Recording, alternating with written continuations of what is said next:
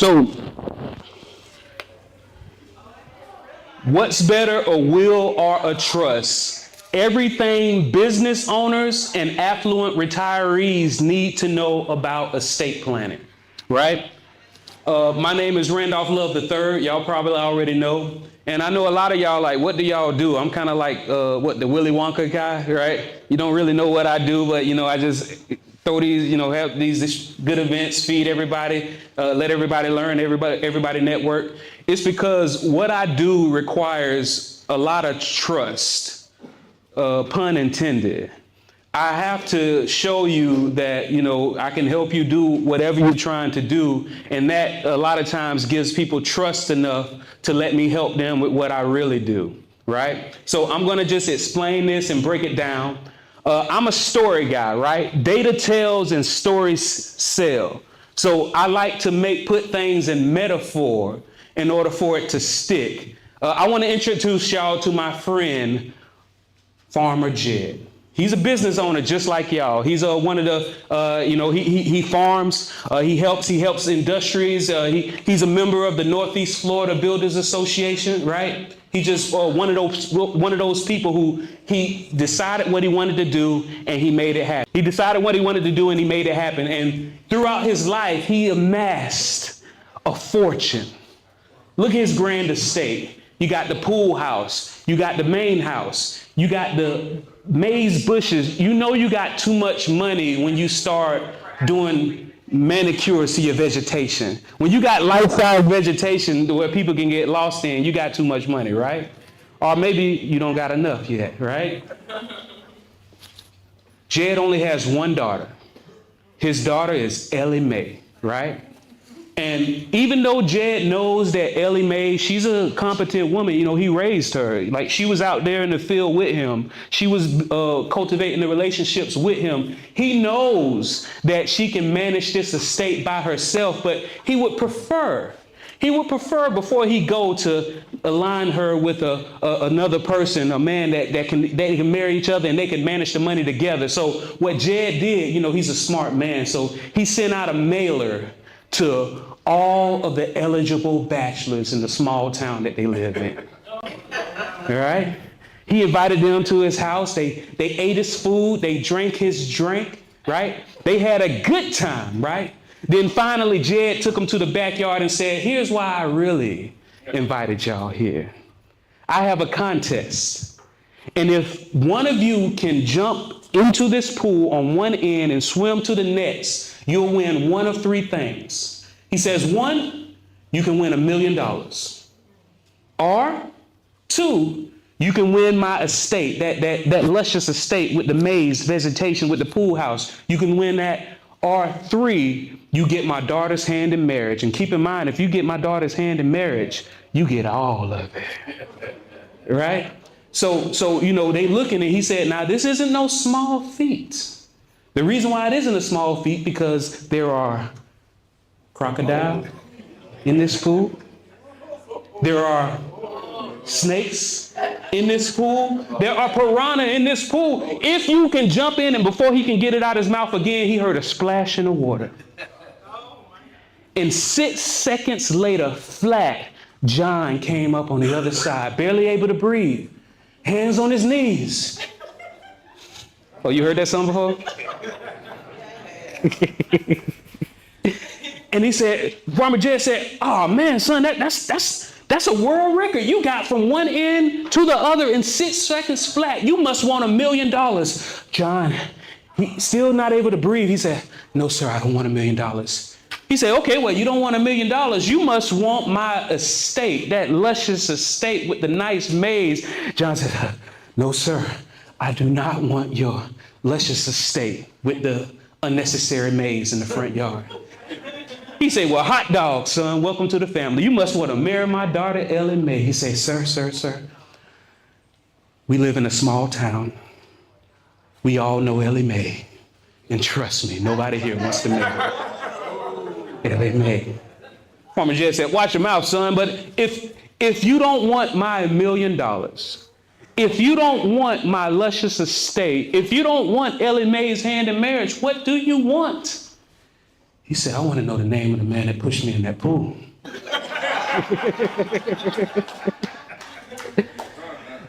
Now, that story always gets a laugh, no matter where I say it, no matter how many times I say it. Mark, I think you've heard it at least 3 times, right?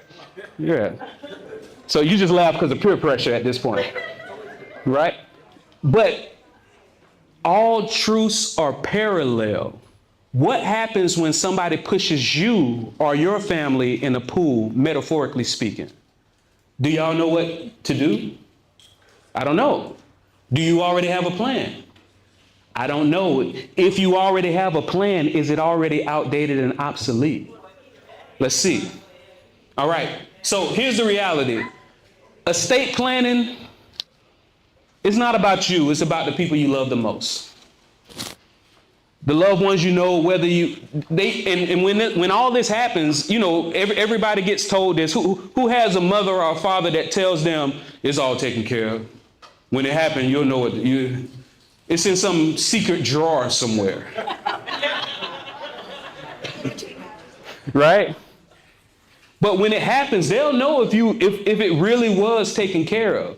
And so as I'm going through this presentation, y'all, I'm going to be doing different scenarios, but just keep in mind who needs your protection. Like in these scenarios, where would you fall? Would you be the husband? Would you be the son? Would you be the ex? Like where would you fall? Would you be the wife? Like the daughter? Where do you fall in this situation? Okay. So what will you learn today is how loved ones can cope with the unexpected from 2 different perspectives. See, I'm one of those people, you can't just go off of one side. You have to see both perspectives. I'm going to show you what happens in the scenario when they don't have plans and what happens when they do have everything planned out. Okay?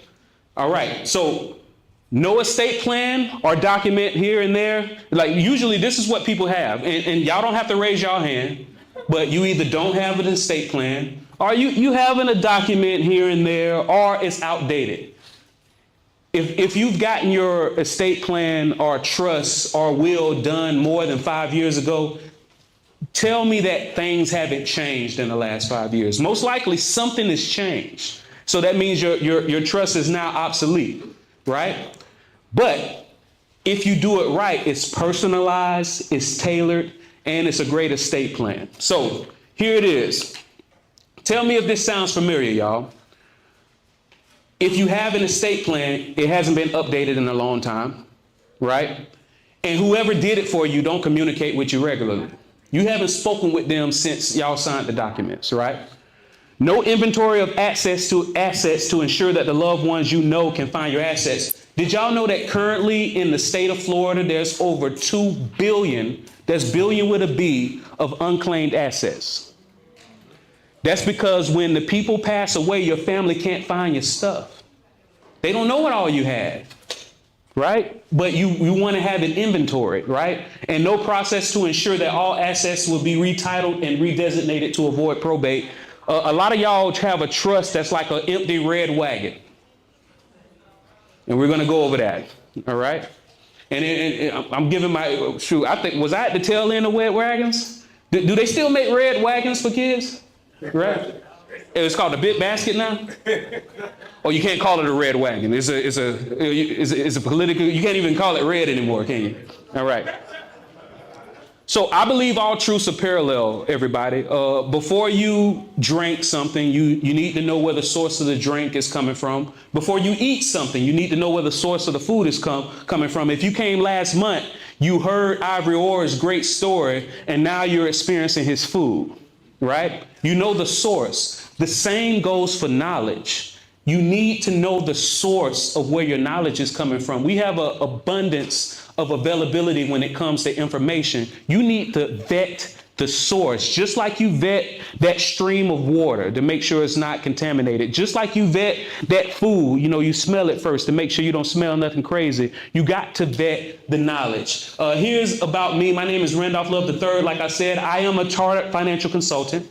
I am a chartered life underwriter. I am a chartered property casualty underwriter. I am a fellow Life Management Institute. My friends tell me I have more letters after my name than in my name.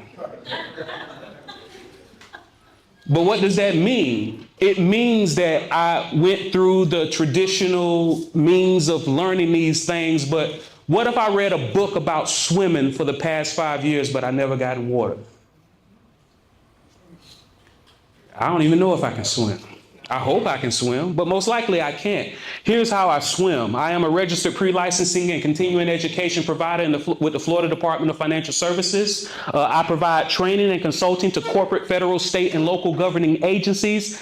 I assist individuals and business owners with effective tax minimizing wealth strategies. And I have over 14 years of experience in the insurance and financial services industry. That's what I do on a Tuesday, right? But once I learned it and then I applied it, because knowledge is wrong. Knowledge is only potential power. Applied knowledge is power. So here's the disclaimer. I am not an attorney. And this is information, not advice. I'm going to say this is information. You're going to say not advice. This is information. Not advice. This is information. Not advice. Now I want to test your singing voices. This is information. Yeah. No lawsuits today. All right, so here's our first question of the night. What's better, a will or a trust? The first person answers this question right gets a gift. What's better, a will or trust? Trust. Anybody say anything different? I said, what if it's a single person? You say, what if? What if it's a single person, no wife, no girlfriend, no children? You need a trust. So what's better, a will or a trust? Who said it depends? That's the first. Now you started the convo. He said it. How do we? Who said it? No, Mark, you didn't say it depends first. All right. The correct answer is it depends. I don't know, man. How do I do this, y'all? Break it in half. Oh, do we cut the baby in half? How do we? Whoever say cut the baby in half, you don't get it, right? All right. So let's see. All right, we're gonna do it like this. We got 2 books. Please tell people who are you and what do you do. This is the Never Split the Difference by Chris Voss. Amazing book, all right? Please tell people who are you and what do you do. Good night, everyone. I'm Cecil Powell. Well, I have so much hobbies. I'm a welder by profession, but I'm a bus driver now, drive a school bus. And when my wife introduced me to this business with Lorraine, but I'm getting to like it more and more every time I come to. It's growing on you. Yeah. So, have a good night, everyone, and thanks for me to be here. Hey, give it up for this man. What's his name again? Cecil. Give it up for Cecil. And I'm pretty sure about 66% of y'all already know who Lorraine is.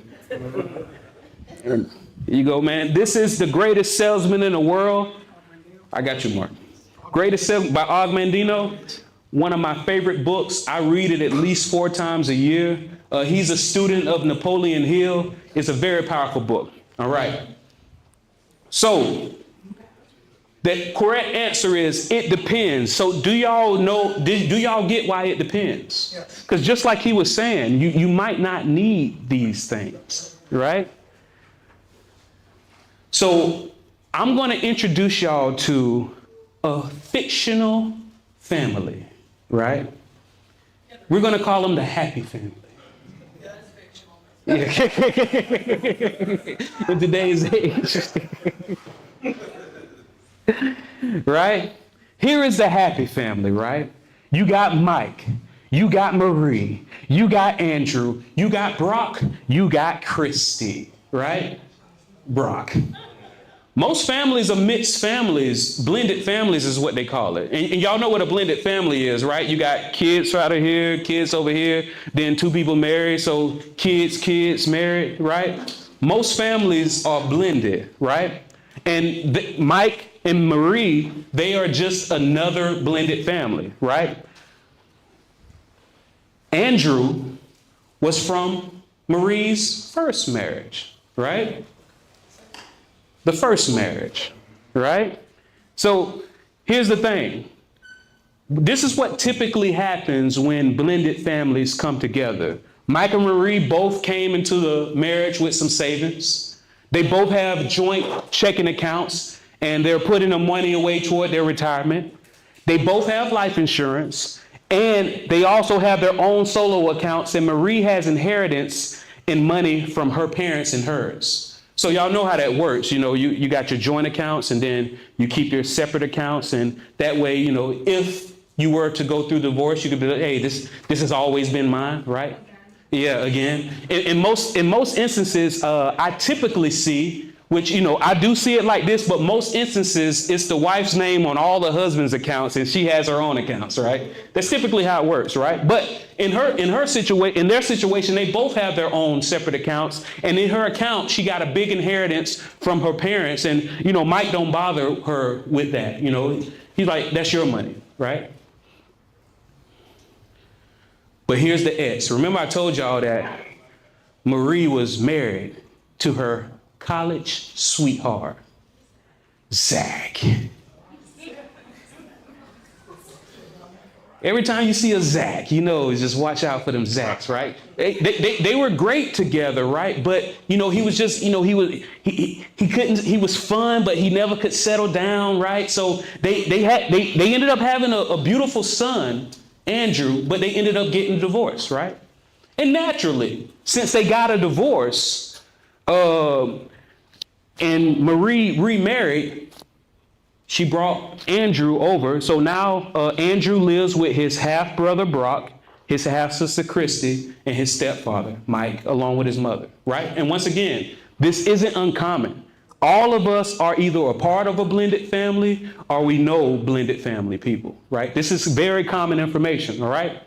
But like I said, when Zach got a divorce from Marie, guess what he did?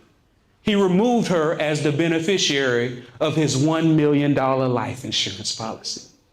And he named his minor son, Andrew, as the beneficiary. Yes or no? Should you name a minor as a beneficiary of a life insurance policy? Yes. Somebody said yes. Somebody said no. Somebody said it depends.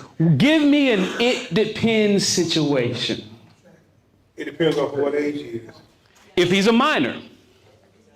So you're saying the closer he is to majority. Right. Okay, all right. So Mike Elliott said if he's about 17. No. All right. So what you saying, Mike? All right. So what's the answer, y'all? So should you or shouldn't you leave it to a minor?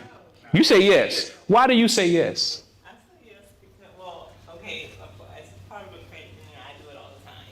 And so when it comes to it, whoever that minor, when they get older, of course they can do what they will. But I would say add maybe a will or trust that does, help the beneficiary. So you don't add a little caveat to it, right?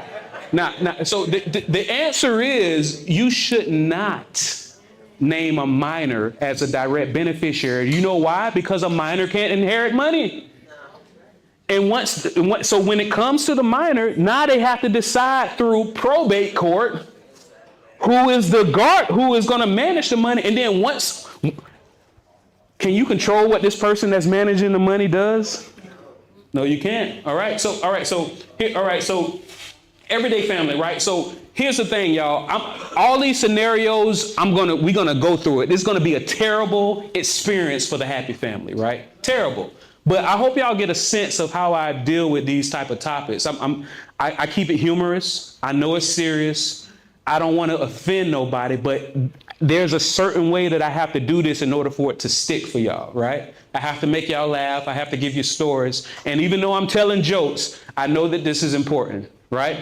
So let's go to Saturday number 1. Y'all remember Zach, the party boy?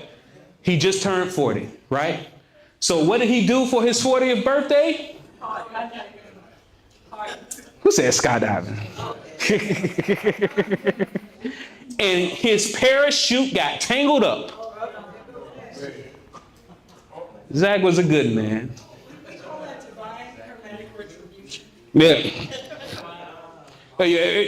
We were just having this conversation, like, when you watch the shows about homicide on like ID, when it's the men who are the killers, when it's the women, she has so much stress. You can see why she snapped. Retribution. He was just having fun in college, right? All right. But y'all remember that Andrew is the beneficiary of that $1 million. 15-year-old Andrew, y'all. Now check this out. When the last time you seen a teenage millionaire? It's a reason for that. Who is just like me that knew everything at 18? I knew everything. But in retrospect, did you? The only thing that saved you was limited resources. Imagine thinking you know everything with $1 million. He already thinking about this Lamborghini. And y'all see Marie right here. Right? So what Marie does, she comes to me and say, hey, this can't be legal. It can't be legal for somebody this young to have access to all this money. What can we do about it? All we can say is, now you got to go to probate court. Right? So before we get into probate, like getting into it, does anybody actually know what probate court is? I'm going to teach you.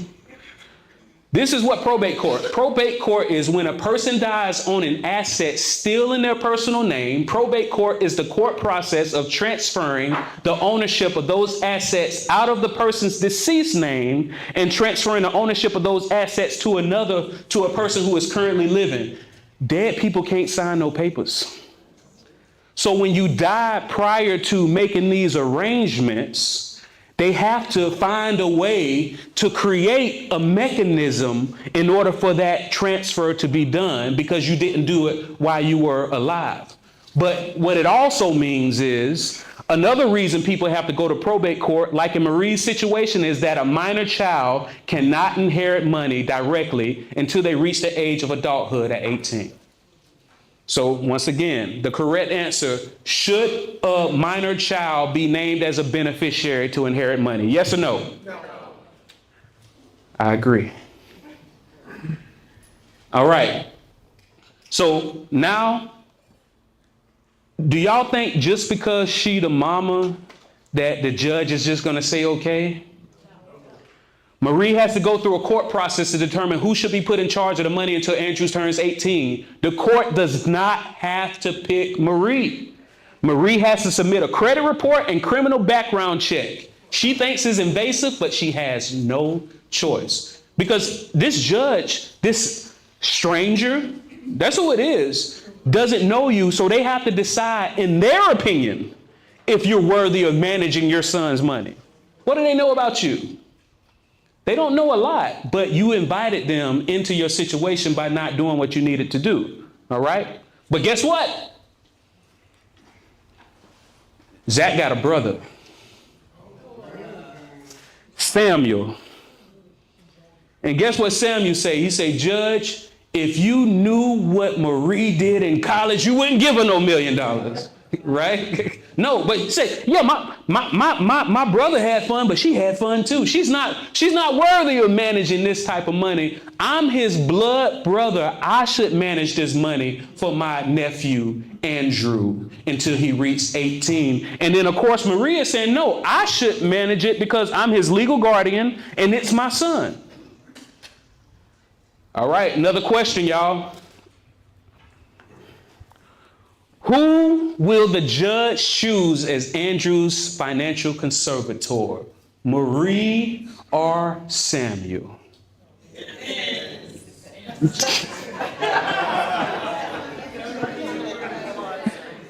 Anybody got any other answer other than it depends? You say Marie. We don't know their status. You don't know their status? It's the judge's decision.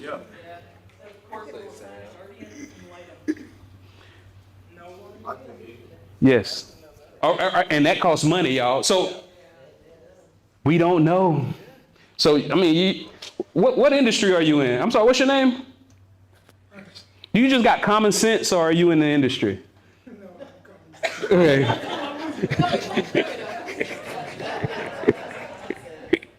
All right, so the next rule is if you've already won a gift, you can't answer again. I'm just joking. Let's see. What did he say? What's that? What did he say? Oh, wait, so what he said was it's the judges that, like, we don't know. And also Lisa said it as well. Mm-hmm. I do have a question though, for Marie and Samuel, the mother or the uncle. Do they have access to the money, or is that on hold until the kid's 18? Yep. Neither of them can touch the kid's money. So what happened was, as soon as it triggered that a minor was going to inherit it, it put everything on hold. Okay. And then they had to go through probate. So And neither of them can touch it at any time. so you say it sounds like you're getting to a stalemate is better than anything. Like a stalemate. That's what you're thinking? Yes? That's what you're thinking. No, don't do no stalemate, y'all. Like, Oh yeah, I know y'all are. 67% of my audience are women. I know what's going on, right? But here's the answer, y'all. We don't know, right? And guess what? Let's say they figure it all out.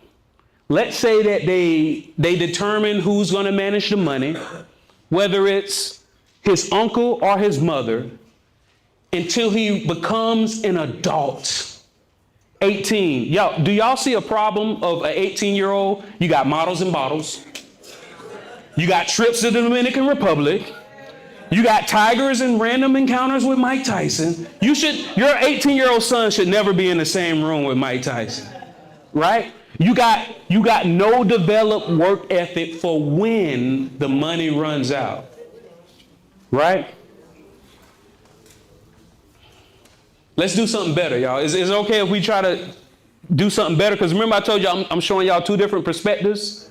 That was the darkness of the night. That's the way a lot of y'all already have it set up. If you look at your qualified retirement account, some of y'all already got minors set up as the beneficiaries. You look at your checking accounts, your life, some of y'all already got minors set up as beneficiaries, and you did not know that once it triggered that they were inheriting it, that all this would happen. And somebody that you didn't even want to touch the money now has access to it, right? All right, so here's what we're going to do different, right? We're going to name, this is an idea, y'all. Like this isn't, this is the first idea. Does anybody think that in order to fix this, just name, Zach should have just named his brother Samuel as the beneficiary and then let Samuel know to spend it on his son? Is that the best option? No. Okay. Anybody says yes? Maybe. Let's see. Depends on the relationship. But let's talk about it. Samuel is not required to use the money for Andrew because it's Samuel's money. If you leave somebody money to take, don't never leave anybody money unless you want them to have it. Unencumbered, unrestricted. Because guess what? Once the money becomes Samuel's, what if Samuel goes through bankruptcy? What if Samuel gets sued? What if Samuel goes through a divorce? Now that money that was meant for Andrew is a part of Samuel's money because it was left directly to him and he took possession of it. Like John said, that might be the best option for some of you. We got siblings. Some of y'all got siblings y'all can't stand, and some of y'all got siblings y'all took baths together, ate peanut butter mayonnaise sandwich, shared a room by 4 more brothers with one home phone. There wasn't no more covers. Anybody heard that song? Trick Daddy.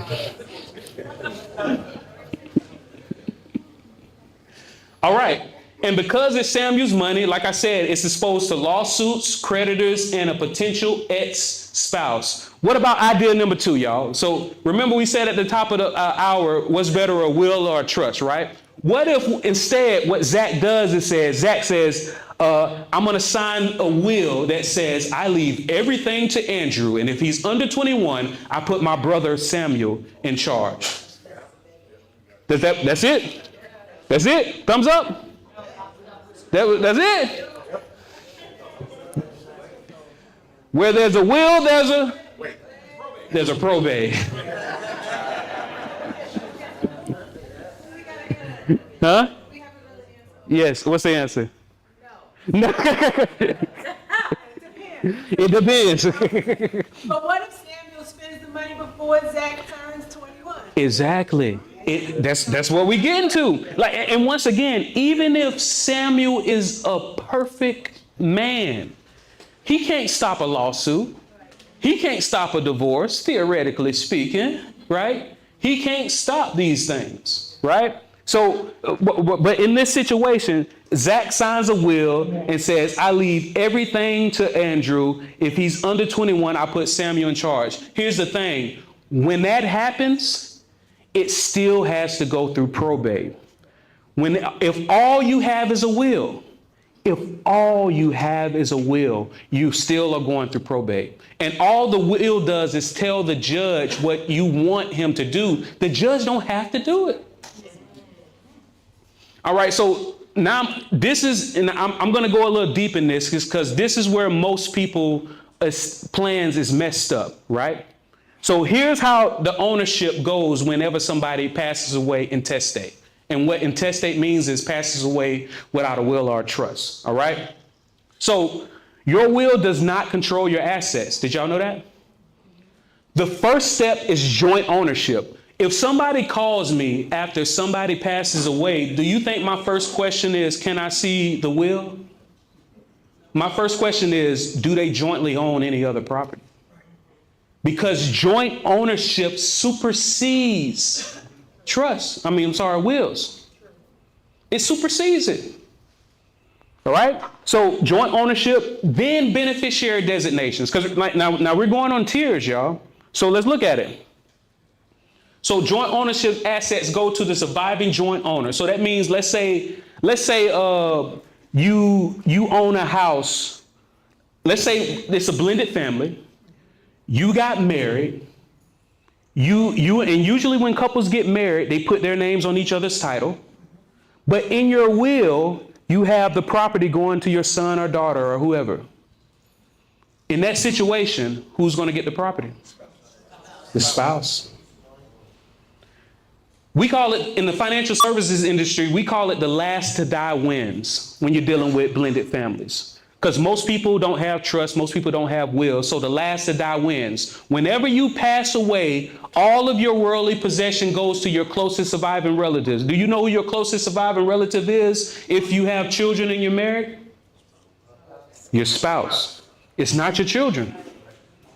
So now you just passed away. No will, no trust. You got kids, but your spouse gets everything.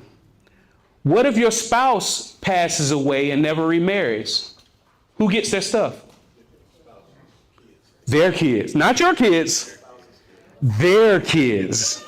Yes, because remember, it goes to the closest surviving relative. So if you're not married anymore, but you got kids, just because those your stepkids, they don't make them you don't have to, legally, you don't have to provide for them, right?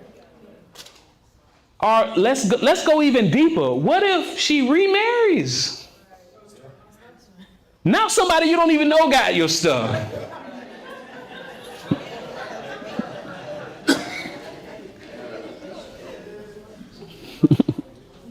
All right. All right, so after you do the joint ownership, that's when you go to beneficiary designation. So once again, your will hasn't even come into question yet. They first looked at who owned it jointly with you, and whoever owned it jointly with you, they would get it. Then now they're looking at the beneficiary designations. And you say, all right, I name somebody as my beneficiary, I skip probate. Yes, you just successfully skip probate. But once again, if they're a minor, still going to probate. And if you had every intentions for somebody else to get the property, whoever's name as the beneficiary, because some people, your beneficiary is the person that you knew or was with when you started the account 20 years ago. And you ain't changed it since, right? So a lot of times you update your will, but if you don't update your beneficiary designations, that's what happens, right? And then, and only then, anything left in your probate estate that passes pursuant to your will, if you have one, or state law if you don't. Assets are not immediately available, and loved ones must go through probate court to get access. All right? Like I said, where there's a will, there's a probate. So y'all got that now. All right? Because it don't avoid probate, y'all. Everybody thinks all they need is a will, but you don't. You need more than that, all right? Did y'all know in Florida, by law, it takes a minimum of 3 months for probate? But on average, it takes 9 to 18 months for probate to go. And I think some of y'all have experienced even longer than that. If they have assets, who's paying the utilities? Who's paying the property taxes? Who's doing that? Usually it's the most responsible child that's keeping everything together while probate is going. And then you got the other kids, they don't want to pay nothing, but they don't want to sign nothing either. Right? You want to get all that taken care of, all right? Because, you know, it's better to have it squared away, all right? So here's idea number 3, y'all. Zach establishes a trust that says, I leave everything to Andrew, and if he's under the age of 21, I put my brother Samuel in charge. Y'all, it sounds just like what he said in the will, didn't it? It seemed like it's exactly what he said in the will, right? But here's the thing, y'all. Before I get into this, let's explain what a trust is, y'all. Now, we're talking about revocable living trust. There are all kinds of trusts that do all kinds of things, but we're talking about tonight a revocable living trust that's used as a will substitute, okay? To avoid probate, right? Except it doesn't go through probate. That it's just like a will, but it doesn't go through probate. And this is what you would do if you have a trust. Any property that's jointly owned, you put the trust as your ownership, right? Beneficiaries, you make the trust the beneficiary of your other assets. All trust assets are immediately available for your loved ones. No court is required. Because a trust is private and it's recognized in all 50 states. Okay?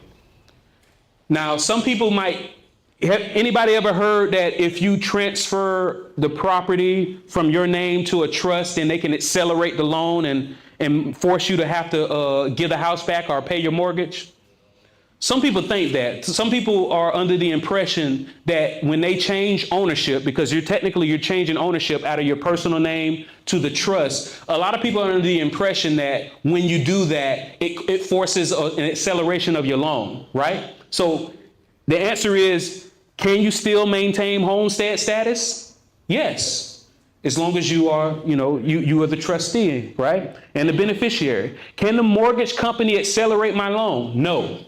Right? Here's the reason why. And if y'all want to do some deeper research, it's called the Garn-St. Germain Depository Institution Act of 1982. It's a federal law that preempted state laws and enabled lenders to enforce due on sale clauses, mortgage contracts, and allowing them to demand full loan repayment upon property transfer. But here are the exclusions. The exclusions are transfers to a spouse or a child, divorce or legal separation, or trust. Placing property into certain trusts, such as a revocable living trust, does not violate the clause as long as the original borrower remains the beneficiary of the trust. All right?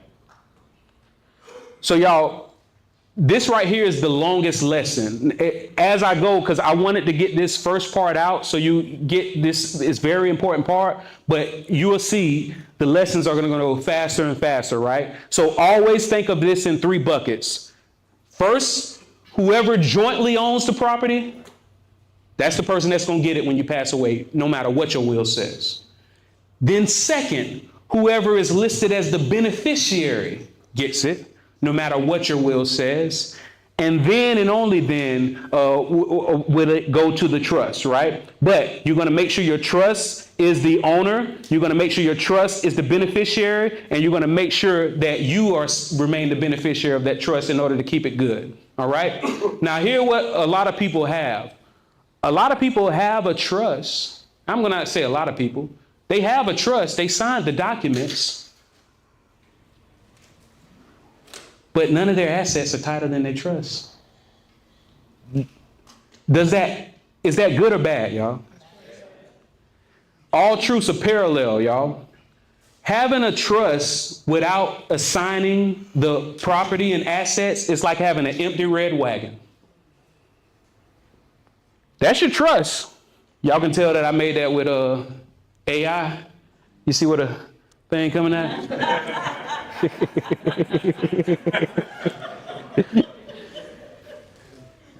Artificial intelligence, artificial incompetence sometimes. But most people, this is how, if you have a trust, you don't have your assets set up into it, right? This is what you want. All trusts avoid probate only if you funded the trust. Now that's a term, it's called funded. Funded means retitling your property into the trust, all right? So lesson number 1, y'all, a review of all of your assets must be a part of your estate planning conversation. A document alone is not enough to protect you. You prefer to avoid the costly probate for your loved ones. If you prefer to avoid it, say yes. Yes. Yes. All right, y'all. So these lessons about to fly by, right? Sad day number 2. The happy family goes on a ski trip, right? It's a beautiful trip. They decide to meet up with Marie's friend Dina, right? Out there in Denver. Look at the beautiful town. Everybody loves snow with a family friend, right? But then the fog descends. The fog descends down on them. And then Marie and Andrew collide and they end up unconscious. They completely unconscious. They incapacitated. Their friend Dina, she gets the news and she heads over, she reaches out to Marie's sister, Michelle, and she lets her know immediately. So Michelle, her sister, is booking flights. She flying all the way from Florida, but she's going to get there to look out for her sister and see what's going on, and also look out for her nieces and nephews, right? So until Michelle gets there, surely their friend Dina, the close friend, the one that they came to visit, surely she can go to this ski school and pick up Marie's kids for her and wait for Michelle to arrive, right? Not authorized. Not authorized, right? Dina is not legally nominated as a temporary guardian. What that means is, because as soon as they got into that accident and they went unconscious, the school was made aware too. And because Dina doesn't have any temporary guardianship documents, they have to send her away to the kids to family services. Now the kids have to wait with strangers in an unknown place until something gets figured out. Where they gonna figure it out? Probate. Right? It takes all of this, right? And this whole time while they're waiting for this to happen, the kids are in this unknown place. If you are a parent of young children, this is probably one of the biggest nightmares for you. For you not to be able to do anything and your kids are with strangers. Let's do something better, right? So let's try this out. Anybody ever heard of short-term guardianship? Got it. So in an emergency plan so that children are always with exactly who you want, no matter what, right? Now, what happens is you reach out to my company or, another company that does what I do. We help you put together these documents, and that way you can have the short-term guardian, long-term guardian. You can have all of these situations already documented to where it's your decision and nobody else's, right? And then what'll happen is, what's the use of having these documents if nobody has copies? Once you get these documents filled out, send them to the appropriate stakeholders. Make sure your primary care physician has it. Make sure the nearest emergency hospital has a copy of it, right? Some people even go as far as to file it downtown. So you want to make sure that if something happens, let's say if an emergency happens and your friend, whoever you nominated doesn't have it, the hospital would have it, or they can pull it up on their phone, okay? Lesson number 2, Guardianship is equally about what happens in an emergency as it is about what happens in the long term, who raises your kids. If you are a parent and you have short, did I do a grammatical error? You should have an existing short-term and long-term plan for guardianship. Say yes. Exactly. All right. So sad day number 3, y'all. Remember, these lessons are going to keep going. Sad day number 3. Andrew makes a full recovery. But Marie's injuries, they linger. She's still unconscious. Right? So Mike is making, I said Andrew. Andrew been well the whole time. Mike, her husband, is making medical decisions now, right? Because if you're a husband, you make medical decisions for your wife, yes? It depends. Because look at this. Meanwhile, her sister, her plane is landing at the local airport, y'all. And guess what? They not play sisters. They real sisters. Because guess what Michelle did? She called a doctor, and you know she want information, right? Guess what the doctor tell her? No. HIPAA. So you telling me my favorite sister, you're not telling me what's going on? Guess who pulling up to the hospital? Sister Soldier. Because guess what, y'all? Do y'all know what the law says when it comes to somebody being incapacitated, when it comes to medical decisions? The law says any interested person can make medical decisions for someone that's incapacitated when there's no estate plan in place. What that means, even if you're married, if somebody else comes up and says, I'm an interested party, now y'all got to make a decision by committee. And what happens when y'all reach an impasse? Probate. Probate, right? Once again, we keep coming back to this probate, right? And a lot of married couples don't know that. A lot of married couples don't know that they're not legally entitled to be the only one to make medical decisions for their incapacitated spouse. According to the law, any interested party, right? All right, but what about this? Now they're at the hospital. Now, Mike, you know, he gonna do what he got to do, right? Hey, this is my wife, so we need some extra money. We ran out of, the insurance is taking too long, but we need extra money to move her to this facility. Okay, that's right. Marie, she has money in this account. We can use this money to keep her going. What the sister say? My parents' inheritance money is in there. Yeah, they left it to Marie, but Mike shouldn't be the one managing my mama's money, right? In her mind, that's, even though it went to her sister, that's still her parents' money. So now, not only is Michelle upset about, is forcing Mike to make decisions with her about her spouse's medical stuff, but also you can't touch the money. So now, just like we said, they have to go to probate court. And now somebody who doesn't know you have to decide on who makes decisions for your spouse or your sibling. Somebody who doesn't know you decides who gets access to the money. Because when you reach out to the bank, you're going to say, hey, my spouse was just involved in a horrible accident. We need to get access to some money. They're going to say, oh, I'm sorry to hear that. Just send us the death certificate and we'll get right on it and get everything switched over. And you're going to say, oh, no, I'm sorry. You didn't hear me correctly. They didn't die. They're just incapacitated. They say, oh, that's when you find out you don't get rights until your spouse dies. So even if you're married and you've been married for decades, if you don't have a financial, well, we're going to get to that, all right? I like to jump ahead, y'all. So let's do something better for them, right? So what happened was, instead, before this trip, Marie reached out to me, and she herself, not a probate judge, decided on who makes her medical decisions. She also decided on who gets access to the money. She gave it to Mike. That's her husband. Because guess what? even if they're happily married, you already know Marie and Michelle, maybe Mike and Marie, they had an argument. Then she told her sister about it. And even though Mike and Marie got over it, Michelle, they ain't got over it yet. Right?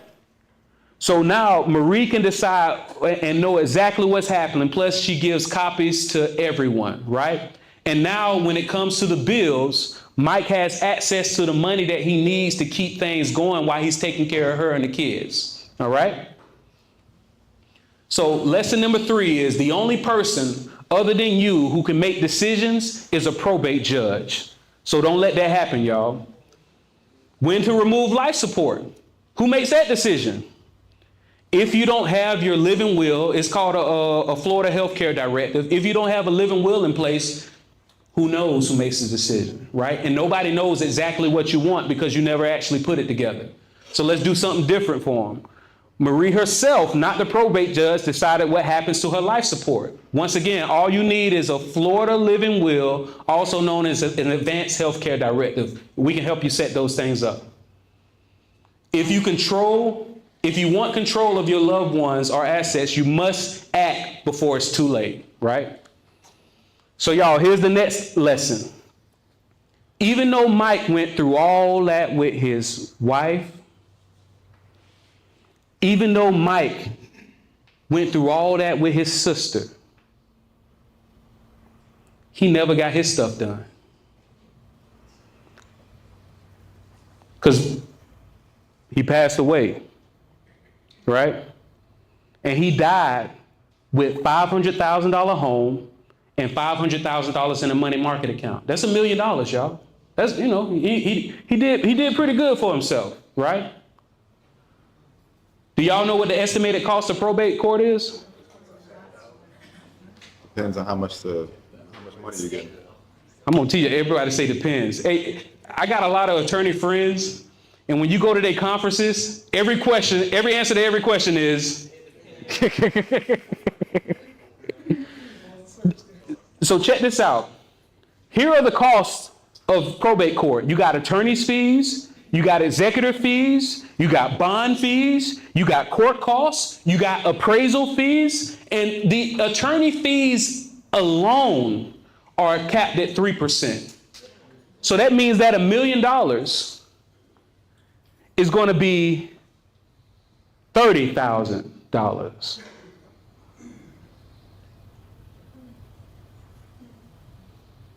That's $30,000 going to the system, y'all. Now, this 3% is just the attorney fees alone. So, anybody know what a cul-de-sac is? I grew up on several cul-de-sacs, right? At least 3 of them. And it's a street that goes and it opens up in like a big old circle and it got houses going around the circle. And I've lived at least several cul-de-sacs, and every cul-de-sac, there always eventually ends up being a cat, like a neighborhood cat that lays in the middle of the cul-de-sac. Neighborhood cat, right? In every cul-de-sac, eventually there's a neighborhood cat, and 99 out of 100 times, people are going to go around that cul-de-sac, they're going to see the cat in the middle, and they're going to avoid it. But then you got that one sociopath. They're going to see the cat, and they're going to do everything in their power to run that cat over.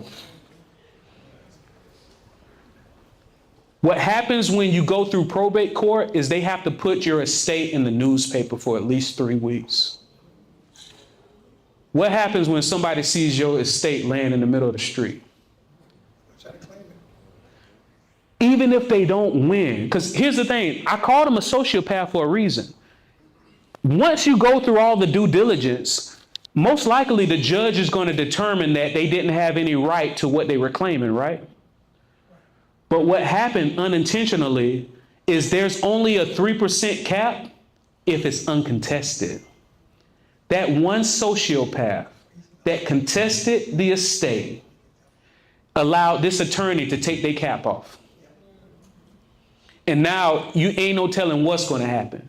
Whereas if it was in a trust, everything was private. All right.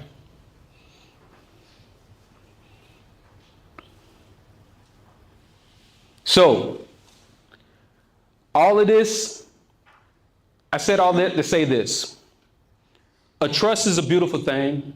I have a lot more information that I can give if y'all set up an appointment. But here's what I want to do for y'all. And one last thing before I get to that. Anybody ever heard of a lifetime asset protection trust? Did you know that in your trust, you can have it set up to where the money that's going to your kids gets sent to their own individual lifetime asset protection trust? That's one of the biggest gifts you can give them. And it can only be done at that time, right? Now, there are different type of trusts, like I said, for different reasons. But if you want to have your kid have a lifetime asset protection for trust, it has to be done at this time, and then the money transfers to them and you give them that gift forever. All right, y'all. So that is my presentation. Does anybody have any questions? Question one. I don't have a question, I just have a statement. Yes, sir. I'm proud of you that you got the handle outside of the wagon this time. Everybody's building their plane. I come to you.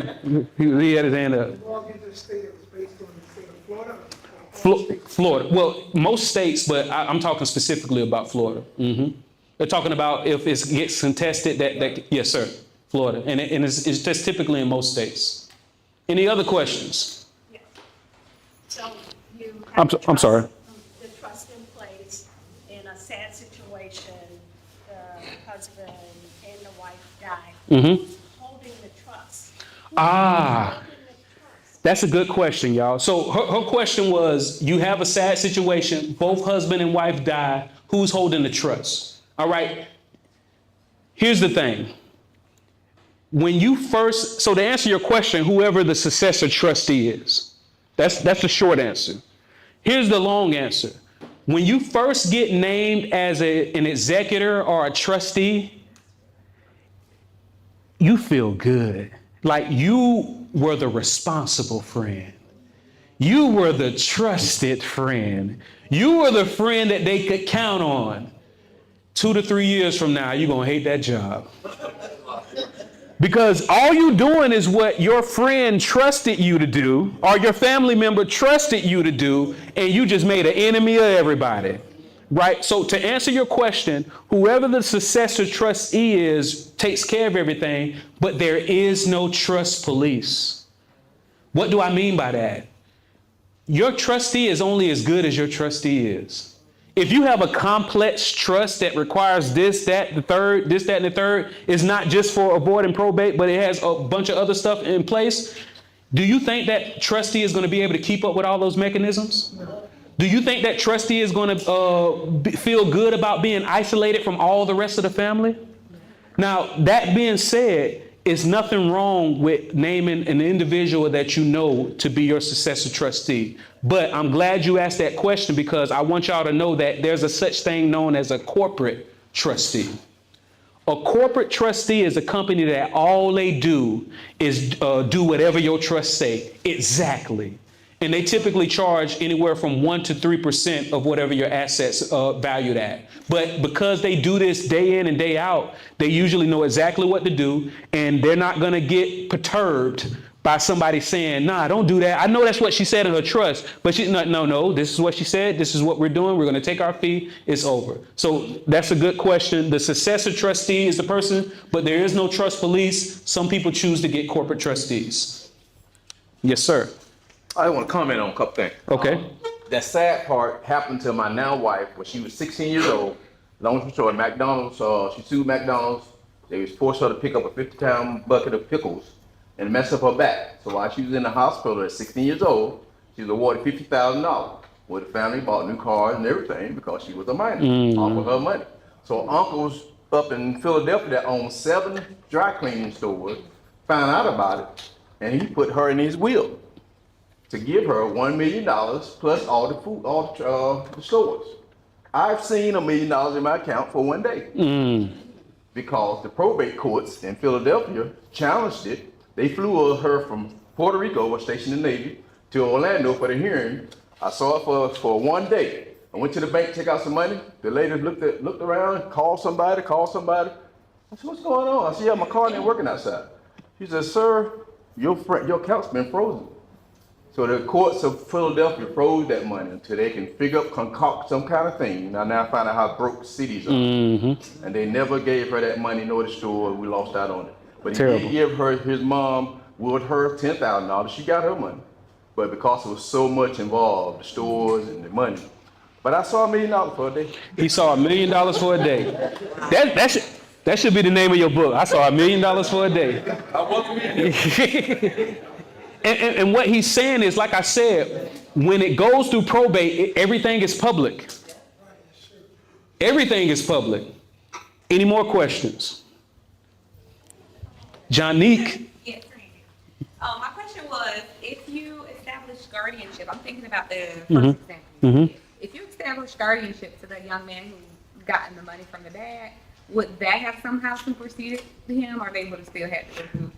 Are you saying if they put in writing who was? Oh yeah. Guardian. Yeah, exactly. And then the guardian would have been. Most people don't do that though. Okay. Like for example, let's say, good to meet you by the way, man. Hey, most people say, if y'all went on vacation, who would watch your kids? His mama. Guess what would happen if your mama tried to take them to the hospital? She can take them there, but she can't make no decisions. She can't call no shots. And what if y'all in a secluded location? So for future reference, you would get that, all right, if I know my mama watches my kids on a regular basis, let's get this in writing. All right? Any more questions? I know y'all waiting for this dessert. All right, and just so y'all know, and we gonna take it, but I want to let y'all know, y'all can start, Janelle, y'all can start grabbing y'all desserts now while we answer these questions, y'all. Nobody don't want to, oh, this is some good information.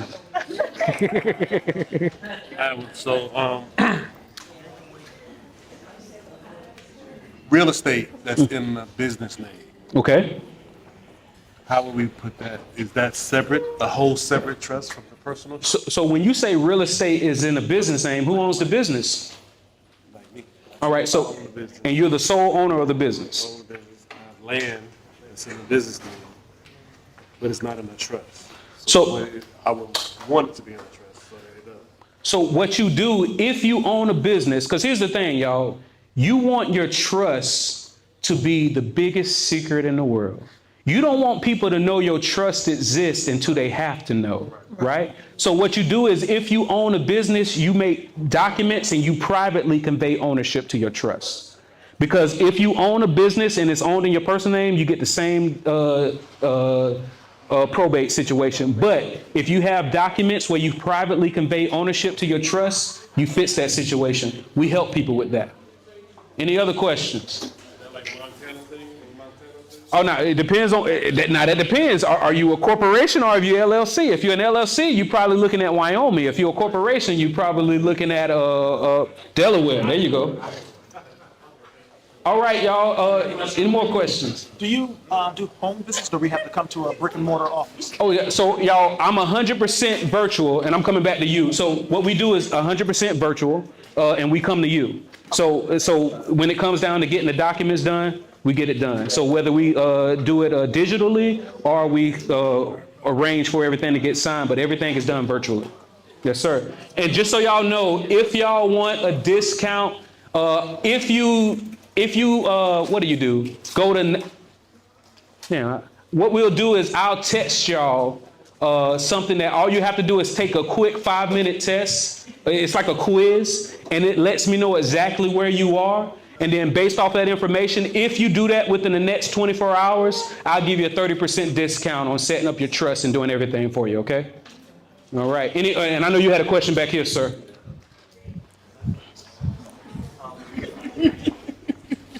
My question is just so that I can make sure that I understand correctly. Yes, sir. When it comes to healthcare and you go to the hospital, my wife is in a coma, her sister comes in, I'm there making decisions. It's possible that without this advance directive, her sister could try making decisions as well? Yes, sir. If y'all reach an impasse and the doctors see that, they have to stop. Wow. If she's an interested party. Because she's an interested party. All right. This can, I'm covered. Well, it depends. I assume. So what you want to do is the laws, because that, when would you say y'all signed that document? Last year. Okay, so as long as it's HIPAA compliant. So if you want, just send it to me and I can check to see if it's HIPAA compliant. But yeah, as long as it's HIPAA compliant, it stands up to it. Any other questions? Hey y'all, how did that sweet potato pie taste? Ooh. Oh wait, so what he asked was, without an advanced healthcare directive, if I'm making decisions for my spouse that's unconscious, you're telling me her sister can come in and stop the show? The answer is yes. According to the law, any interested party can make those decisions. And once y'all reach an impasse, you have to go to probate court before they can proceed. Mm-hmm. Define interested party. That's the thing. What is it? If it's a cousin, I'm interested. Anyone that says I'm interested. If they're an interested party, now, you know, I'm pretty sure they must use some common sense, right? You can't just have, you know, somebody just, I'm interested. But if you're a family member, that's an easy threshold to meet. Right. This is my family. I'm interested. And she wouldn't want this. How do you know? There are certain power of attorneys that. Yes, sir. Healthcare power of attorney and financial power of attorney. Even if you're married, if you do not have a healthcare and financial power of attorney in place, you're putting yourself at risk. Any other questions? no, it's good to have money. So, the question is, so power of attorneys can be set in place before a person is incapacitated? Yeah, and that's the only time it can be set in place, beforehand. Okay, so basically you can do it now just in case. You should do it now, just in case. Until Lisa's point, let's say that you are an older couple, and your spouse gets dementia. They treat that spouse the same rights as a child. And that's when you have to elect the guardian ad litem. And now to make decisions, imagine being married to somebody for 40 years and they get dementia before you get these paperwork in place. And now you got to ask somebody else permission to do something for your spouse. That's what happens when you don't have it in place before they lose capacity. So somebody can go unconscious or somebody can lose capacity. They're still here, but legally they can't make decisions for themselves, just like a child. And that's when they put a guardian ad litem in place. Different from a living trust. Now, Versus probate. Oh yeah, so when you have a living trust in place that's properly funded, because remember, some people have trust that's like an empty red wagon. As long as you have a trust in place with your assets titled in the trust or assigned to the trust, depending on what state you're in, as long as you have that in place, then you're good. Any other questions? Explain a ladybird deed A- and why they should have a ladybird deed in some circumstances. Yes, a ladybird deed is known as an enhanced life estate. The reason why they call it an enhanced life estate is, unlike a typical traditional life estate, once you name somebody as a beneficiary, you can't make no more decisions without that beneficiary signing off on it. If it's a traditional life estate, right? We're not talking about ladybird deed yet.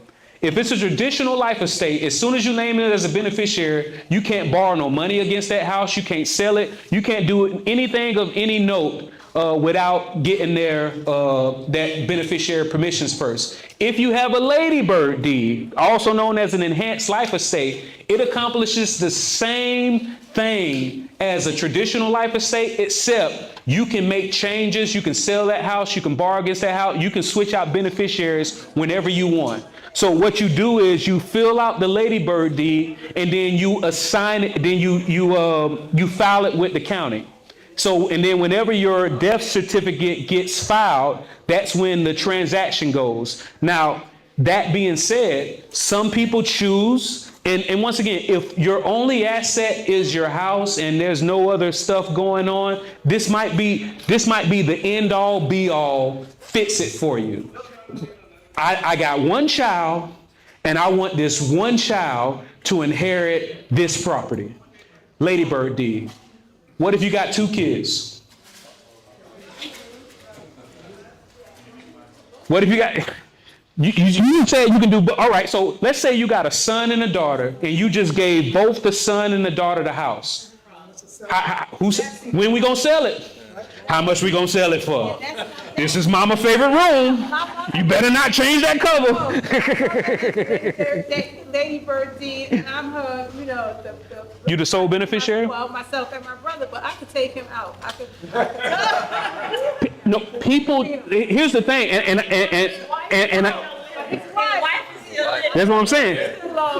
See, and here's the thing. I don't disagree. I'm pretty sure, like I say, I already know if and when it comes down, whatever my sisters say, all right, but when the monarch and patriarch dies, people change. He might have been an easy pushover when mama was alive. But once now mama gone. Hey, this is good, y'all. Hey, keep the questions coming, y'all, because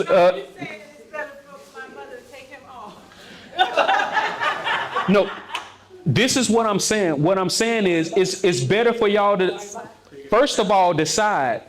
All right, so we're talking about one house with 2 people, right? Hypothetically speaking, what do y'all plan on doing with it? I don't know. We haven't talked about it. Exactly. So let's say y'all decide to sell it. He lives in California. I live 8 miles from home. Hey, that don't mean nothing. We're your friends. We're your friends. We're your friends.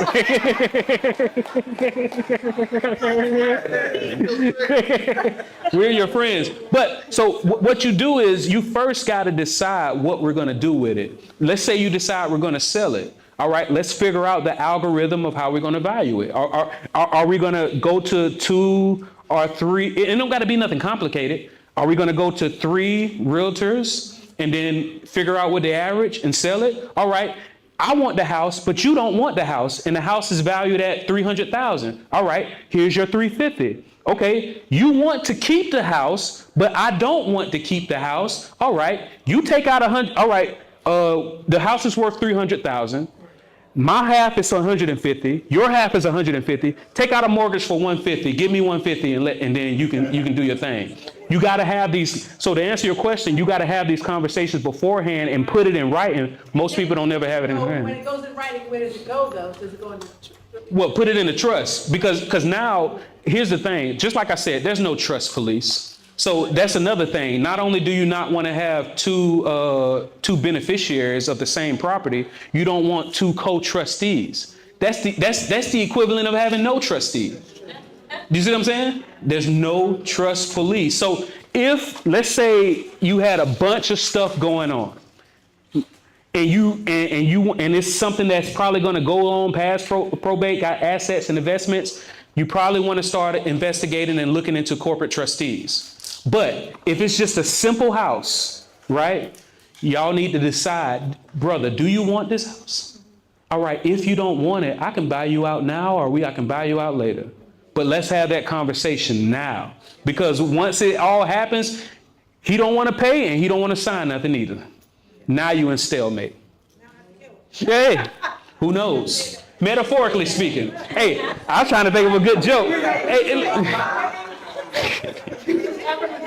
testing. She was just joking, everybody. She was just joking. Any more questions? How does the red velvet cake taste, y'all? Heard some claps. All right. Any more questions? Yes. All right, I have an important question. You're going to stump me. You're going to be the only person that stumps me. Okay, let's see. The question that I have is, how do we retain your services and how often should we meet with you? That's a great question.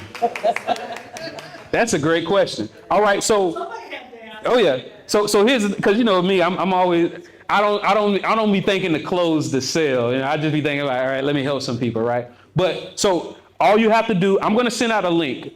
All you have to do is take what we call the LESS test. It's the life strategy stress test. It takes less than 5 minutes, and I'm going to send it to you, or you can visit ShieldWolfStrong.com, or you can, I'm going to text you. Because I rarely send y'all text messages and emails, right? It's a rare occasion. All right, so I'm going to send you a rare text, all right, and then we're going to go from there. All right, y'all. Hey, Sierra. I forgot. I thought y'all was sitting here because y'all wanted the information. I realized y'all just wanted the raffles. Okay, that's right.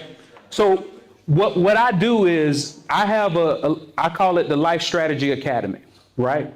So we meet as a group once a month. So that's the first. We meet as a group once a month. We're not just talking about these type of strategies. We're talking about Medicare, Social Security. We talk about not just stuff about estate planning, but we talk about investing. We talk about all types of concepts, tax minimization, all of that. But as far as when it comes to it, we meet annually. If you are a part of our Life Strategy Academy, you can update this every year. So at least annually, you should be meeting with your whoever does your estate planning. And you want to lock it in with somebody who lets you update it for free. Because what happens 2 years from now, you change houses. You have new grandchildren. Somebody passes away. Now you got to pay somebody another $5,000 or something to make a trust? No, you want to align yourself with somebody who does this, that'll let you update it every year at a very, very minimal cost. Thank you for that question. Any more? All right, so we about to do the raffle, y'all. Anybody like tea? Oh, Dr. Purcell. When it comes to setting up a trust, if you're married, do you need the spouse to set the trust up? Or can you set it up on your own? You can set it up on your own. It is recommended that if you're married, that your spouse is involved. But you can definitely set up a trust on your own. And there are people who set up multiple trusts. So what some married couples do is they set up like a group trust, but then a separate trust to where if their spouse remarries after they pass, then whoever the new spouse touched us in this. So there are different types of, AB trusts and trust for the husband, trust for the wife. Maybe all of the business assets are in one trust. Maybe all of the personal assets are in another. But to answer your question, you do not need your spouse, but it is recommended.